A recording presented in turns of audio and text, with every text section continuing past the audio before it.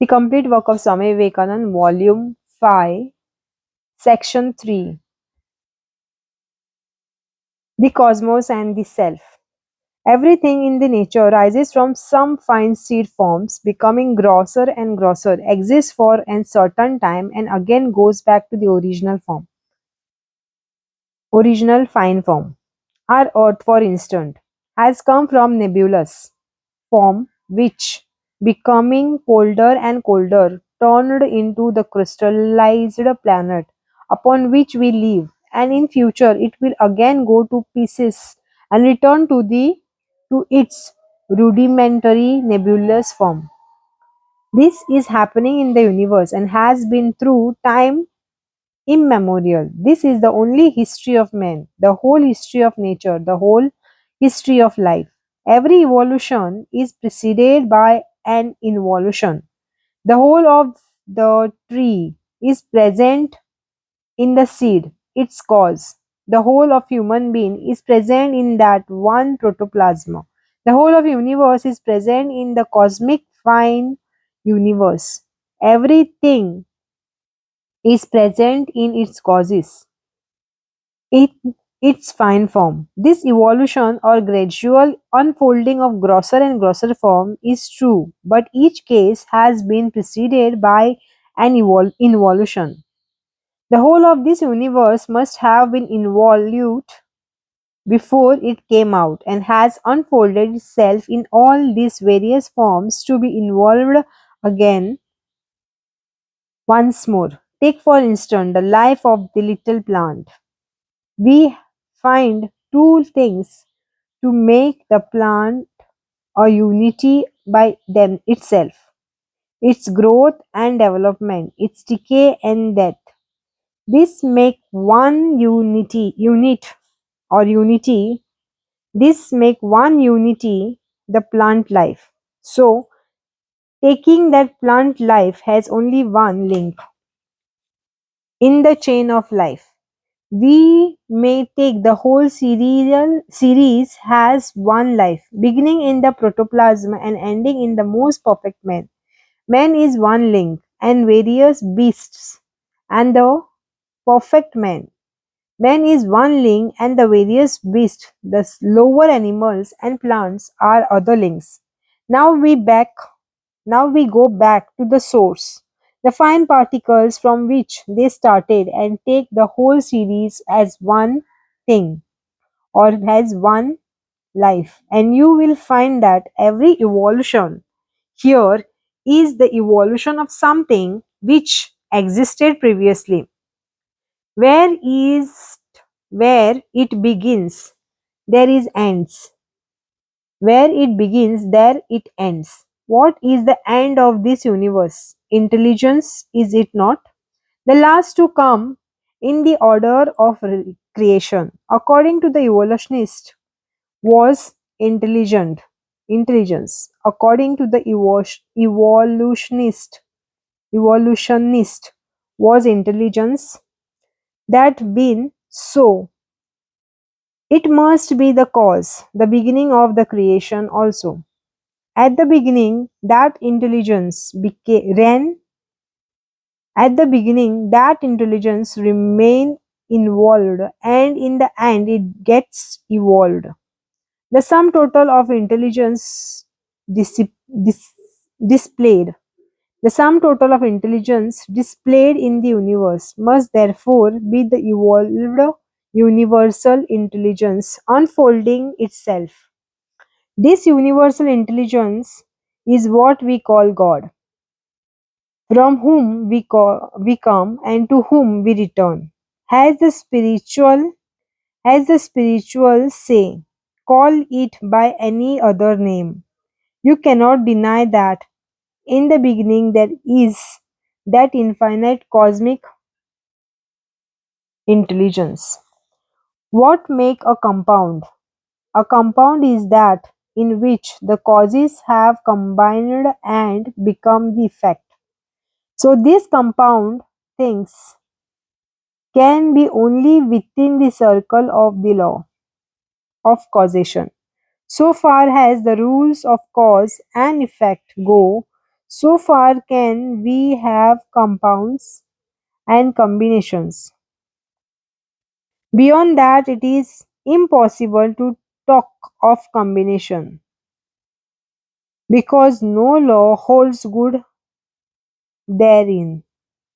Law holds good only in that universe which we see, feel, hear, imagine, dream, and beyond that we cannot place any idea of law.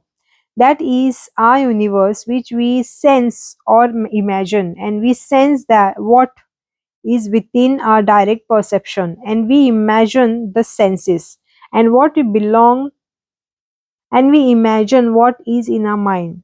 What is beyond the body is beyond the senses. What is beyond the mind is beyond the imagination, and therefore is beyond our universe, and therefore beyond the law of causation. The self of man, being beyond the law of causation, is not a compound, is not an effect of any cause, and therefore is ever free and is the ruler of everything that is within law. Not being a compound, it will never die because death means going back to the component part. Destruction means going back to the destruction means That means going back to the component part. Destruction means going back to the cause because it cannot die, it cannot live. For both life and death are modes of manifestation of the same thing. So the soul is beyond life and death. You were never born and you will never die. Birth and death belongs to the body only. The doctrine of monism holds that this universe is all that exists, gross or fine. It is all here. Effect and the cause are both here. The explanation is here. What is known as a particular is simply repetition in the minute form of the universal. We get our ideas of the universe from the study of our own soul, and what is the true that there also holds good in the outside universe. The ideas of heaven and all these various places, even if they be true, are in the universe. They although make this unity. The first idea, therefore, is that of the whole, a unit composed of various minute particles, and each one of us is a part, as it were, of this unit. Has manifested been we appear separate, but as a reality we are one. The more we think ourselves separate from this whole, the more miserable we become. The more we think ourselves separate from this whole, the more miserable we become. So, Advait is the basis of ethics. Advait is the basis of who is a real guru. Who is a real guru? A real guru is one who is born from time to time, has a repository of spiritual force which he transmits to future generation through successive link of guru and shishya parampara. The current of this spirit force changes its course from time to time, just as a mighty stream of water opens up a new channel and leaves the old one for good. Thus it is seen that old sect of religion grows lifeless in the course of a time, and new sect arise with the fire of the life in it or in them. Men who are truly wise commit themselves to be mercy of that particular sect through which the current of life flows. Old forms of religions are like a skeletons of once mighty animal per- preserved in museum. They should be regarded with They should be regarded with due honor, and they cannot satisfy the true carvings of the soul for the highest, just as the dead mango tree. They cannot satisfy the true carvings of the soul for the highest, just as the dead mango tree cannot satisfy the carving of men for loquacious mangoes. The one thing necessary is to be stripped of our vanities, the sense that we possess any spiritual wisdom, and to surrender ourselves completely to the guidance of our Guru. The Guru only knows what will lead us towards perfection. We are quite blind to it. We do not know anything, and this sort of humility will open the door of our heart for spiritual truths. Truth will never come into our minds so long as there will remain the faintest shadow of ahankar, that is egoism. All of you should be to the root out this devil from your heart. All of you should try to root out this devil, that is ahankara, from your root, from your heart. Complete self surrender is the only way to the spiritual illumination. Complete self surrender is the only way to self illumination. Next, on art. The secret of Greek art is its imitation of nature, even to the minutest detail. The secret of Greek art is the imitation of nature, even to the minutest detail. Whereas the secret of Indian art is to represent the ideal.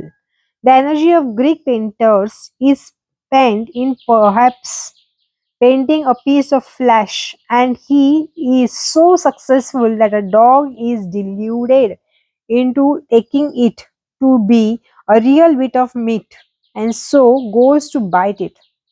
Now, what glory is there in merely imitating nature? What glory is there in merely imitating nature? Why not place an actual bit of flesh before the dog? The Indian tendency, on the other hand, is present the ideal, the supersensual, and has become degraded into painting grotesque images. Now, true art can be compared to the lily which springs from the ground, take its nourishment from the ground. It is in touch with the ground, and yet is quite high above it. So art must be in touch with nature, and everywhere and wherever that touch is gone, art degenerates. Yet it must be above nature. Art is representing the beautiful. There must be art in everything. The difference between architecture and building is that the former expresses an idea, while the latter is merely the structure built on economical principles. The value of matter depends solely on its capacity of expressing ideas.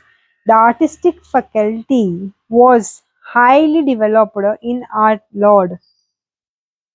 The artistic faculty was highly developed in our Lord Sri Ramakrishna Paramhans, and he used to say that without this faculty, none can be truly spiritual.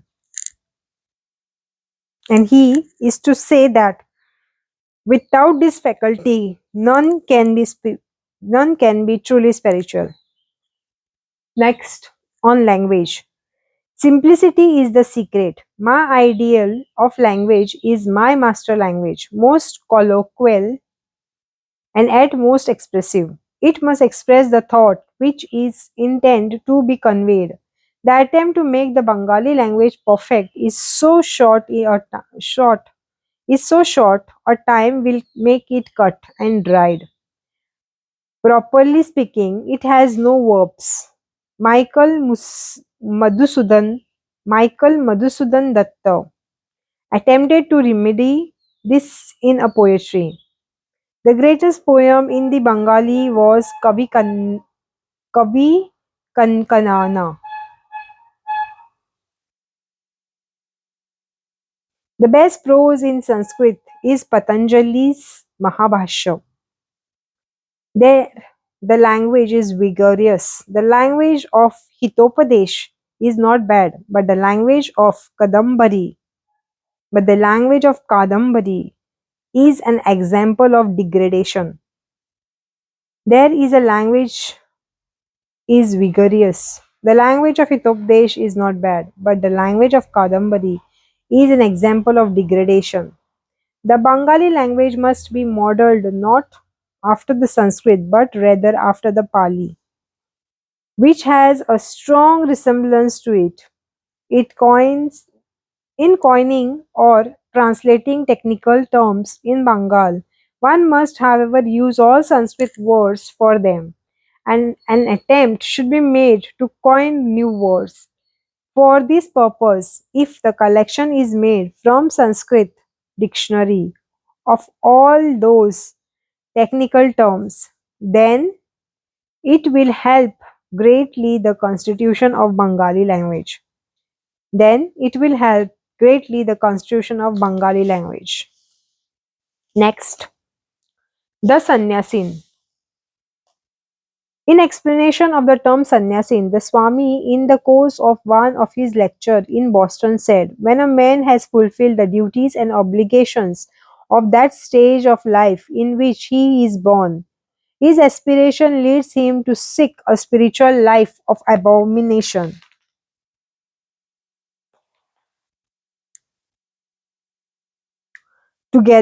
Altogether, the worthy persuasion of possession, fame, and power, when by the growth of insight into the nature of the world, he sees its impermanency, its strife, its misery and paltry nature of its price, and turns away from all this.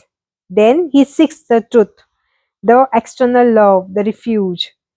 He makes some renunciation, sannyas, of all worldly possessions, property, and name, and wander forth into the world of life, or to live a life of self sacrifice and to persistent seek superstitions or spiritual seek spiritual knowledge, and strives to excel in love and compassion and to acquire lasting insight, gaining these spheres of wisdoms by years of meditation, discipline, and inquiry. In his he, in his turn, becomes a leader and hands on to discipline or disciples, lay or profused, who may seek them from him all that he can of wisdom and beneficence. A sannyasin cannot belong to any religion, for his is a life of independent thought which draws from all religions. His is a life of realization, not merely the theory, not merely of theory or belief, and much less of dogma. Next, the sannyasin and the householder. The man of the world should have no voice in the affair of sannyasin. The sannyasin should have nothing to do with the rich. His duty in is with pure.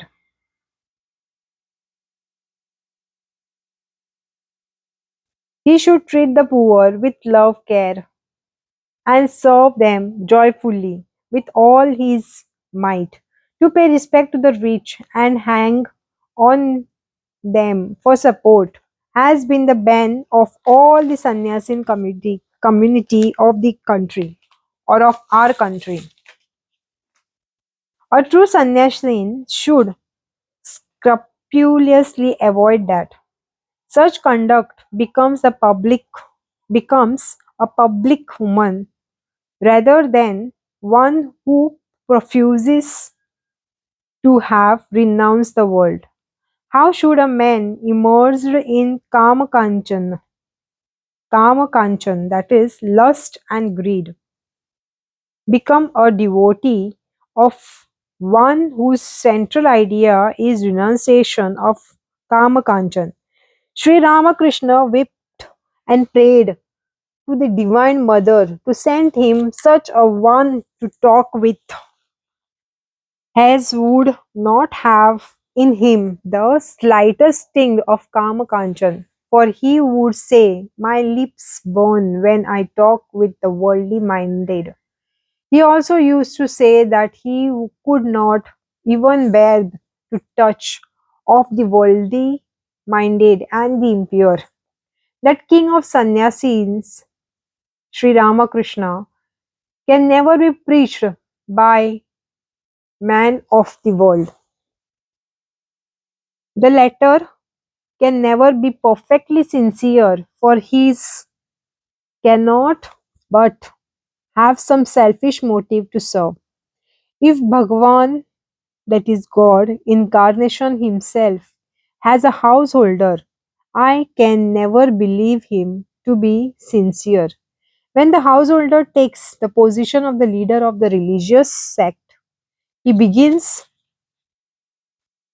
He begins to serve his own interests in the name of principle, hiding the former in the garb of latter, and the result is the sect becomes rotten to the core.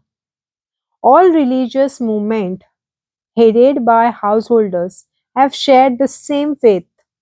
Without renunciating, the religion can never stand. Here Swamiji was asked, "What are we sannyasins to understand by renunciation of kanchana, that is wealth?" He answered as following: "With a view of certain end, we have to adopt certain means. This means vary according to the condition of time, space, individual, etc. But the end always remains unuttered. In the case of sannyasin, the end is liberation of the self and doing good to the humanity. Atmano mokshartha jagat jagat ditaya cha. Atmano mokshartha jagat ditaya cha. And of the ways to attain it, the renunciation of kama kanchana is the most important. Remember, renunciation consists in the total absence of all selfish motives and not in mere abstinence from external contact, such as avoiding to touch one's money kept with another, but at the same time enjoying all its benefit. Would that be renunciation? For accomplishing the two above mentioned end, the begging excursion would be the great help to the sannyasin at the time when the householders strictly obey the injunction of Manu and other lawgivers by setting apart every day a portion of their meal for ascetic guests. Nowadays, things have changed considerably, especially as in Bengal, where no Madhukari system prevails. Where no Madhukari system prevails. Here it would be mere waste of energy to try to live on Madhukari, and you would profit nothing by it. The injunction of bhiksha, begging, is a means to serve the above two ends, which will not be served by that what which will not be served by that way now. It does not, therefore, go against the principle of renunciation. Under such circumstances, if the sannyasin provides for mere necessaries of life and devotes all his energy to the accomplishment of his ends, for which he took sannyas, attaching too much importance, ignorantly the means brings confusion, and the end should never be lost sight of. Next is the evils of adhika adhikarivad. The evils of adhikarivad.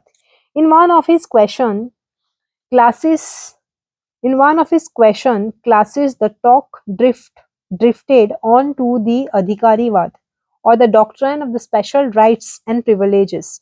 And the Swamiji, in pointing out vehemently the evils that can or that have resulted from it, spoke of the following effect. With all my respect for the rishis of yore, I cannot but denounce their method in instructing the people. They always enjoyed upon them to be certain, thinking but took care never to explain to them the reason of it. This method was pernicious to the very core, and instead of enabling men to attain the end, it laid upon their shoulders a mass of meaningless nonsense.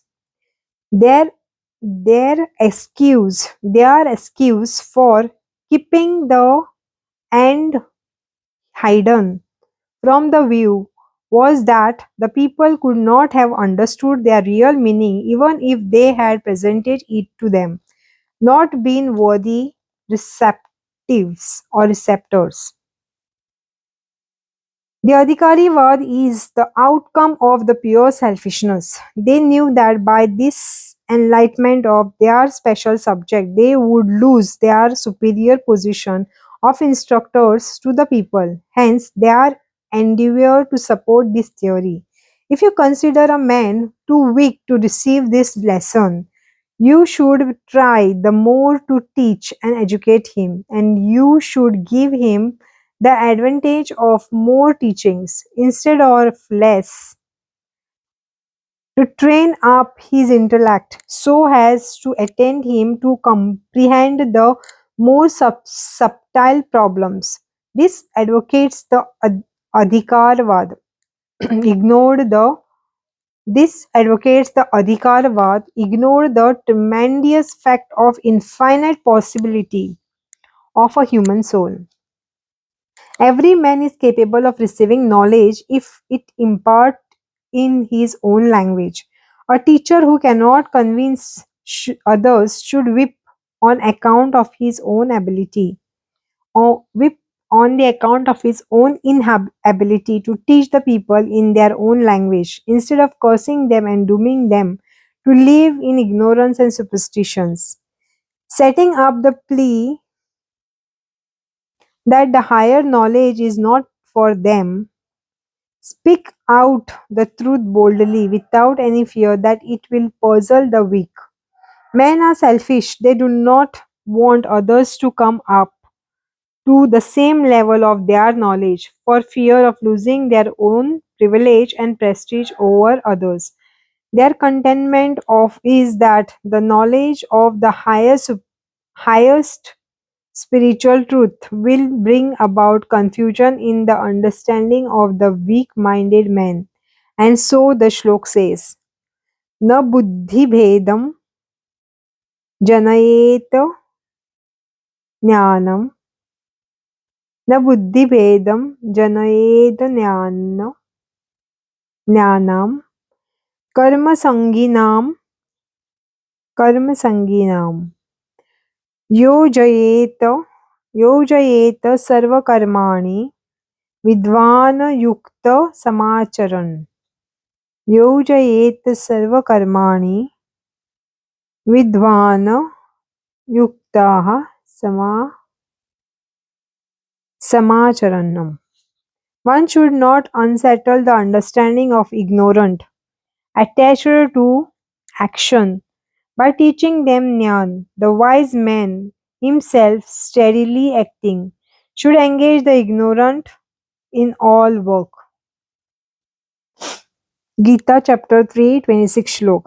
I cannot believe in the self-contradictory statement that the light bring great darkness.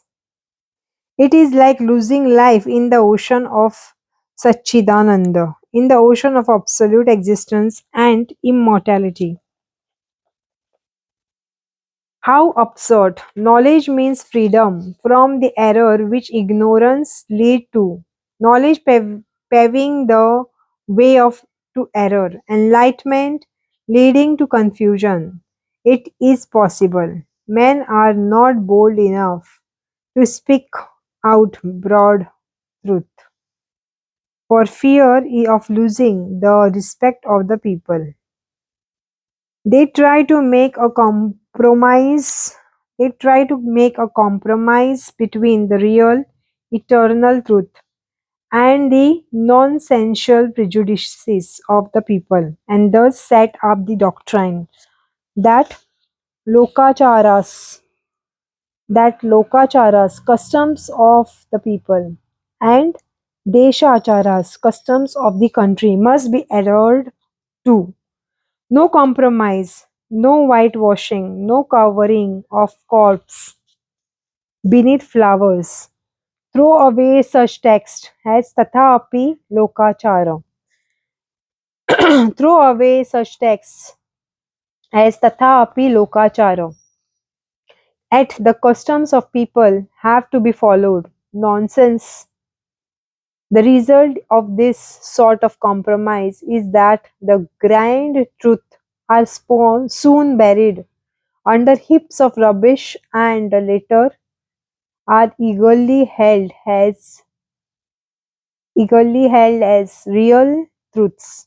Even the grand truth of Gita, so boldly preached by Sri Krishna, received the gloss of compromise in the hands of future generation of disciples. In the hands of future generation of disciples, and the result is that the greatest scripture of the world is now made to yield many things which led men astray. This attempt to compromise proceeds from errant, downright cowardice. This attempt at compromise proceeds from errant, downright cowardice. Be bold. My children should be brave. Above all, not the least compromise on any account. Preach the highest truth. Broadcast. Do not fear. Do not fear. Assure that if you serve truth in spite of temptations of or to forsake it, you will attain a heavenly strength in the face of which men will quail to speak before you things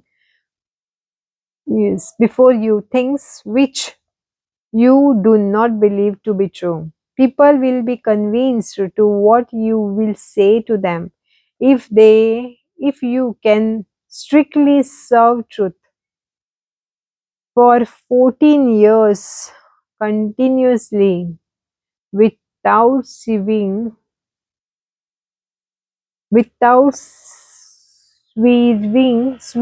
from it. Thus, you will confer the greatest blessing on the masses, unshackle their bondage, and uplift the whole nation. Thus, you will confer the greatest blessing on the masses, unshackle their bondage, and uplift the whole nation.